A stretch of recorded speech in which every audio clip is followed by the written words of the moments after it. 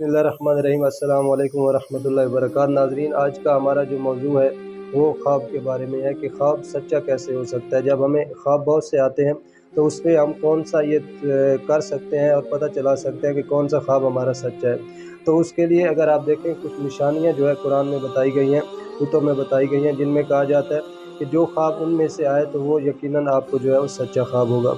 उसमें पहली निशानी जो है, कहा जाता है कि अगर वहाँ पर कोई तिलावत हो रही हो, यानी कुरान की तिलावत हो रही हो या कोई नेकी हो रही हो, तो वो ख्वाब आपका यकीनन सच्चा हो सकता है। यानी हर वो ख्वाब जिसमें शैतान दाखिल नहीं हो सकता, वो ख्वाब सच्चा होता है।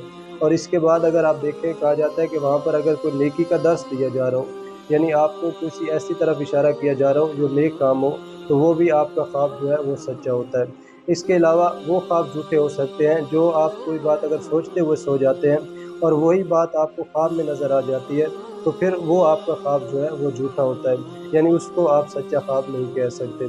तो ये आप खुद देख सकते हैं कि जब आप सोए हैं तो जो बात सोच रहे थे अगर वही बात आपको नज़र आई है, तो वो आपका जो है ख्वाब झूठा हो सकता है। इसके बाद सच्चे ख्वाब के लिए कहा जाता है कि कोई ऐसी बात हो जो आपको हमेशा याद रहे और उसमें नेकी का दर्स हो।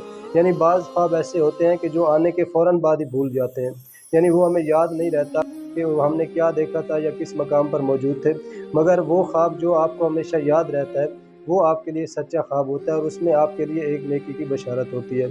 तो इस तरह हमें ये देखना चाहिए कि हम कौन सा सच्चा ख्वाब देख रहे हैं। और जो झूठे ख्वाब होते हैं उनके लिए भी कुछ ऐसे ख्वाब होते हैं कि अगर कोई सच्चा ख्वाब भी हो तो जब उसमें शैतान दाखिल हो जाता है तो वो ख्वाब झूठा हो जाता है। इसके लिए कहा जाता है कि अब अगर कोई ऐसा ख्वाब हमें आ जाए जो हमारी ज़िंदगी का कोई हादसा वगैरह हमें नज़र आ रहा हो, यानी या किसी की मौत नज़र आ रही हो या अपना कोई नुकसान होता हुआ नज़र आ रहा हो, तो उस ख्वाब के लिए क्या करना चाहिए।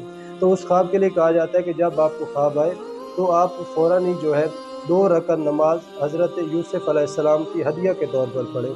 यानी नबी हज़रत यूसुफ़ अलैहिस्सलाम जो है उनके बारे में कहा जाता है कि 2 रकात नमाज जिस तरह फजर की नमाज़ पढ़ते हैं, इसी तरीके से जो है आप 2 रकात नमाज पढ़ेंगे और हदिया जनाब यूसुफ़ अलैहिस्सलाम कर देंगे और खुदा की बारगाह में दुआ करेंगे कि ए अल्लाह, जो मैंने ख्वाब देखा है मुझे इसकी अच्छी ताबीर अता फरमा।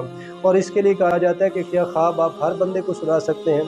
तो याद रखिए कि जो ख्वाब आता है वो हर बंदे को नहीं सुनाया जाता, यानी उस बंदे को ख्वाब सुनाया जाए जो इसके बारे में कुछ जानता हो या आपको अच्छा जवाब दे सकता हो।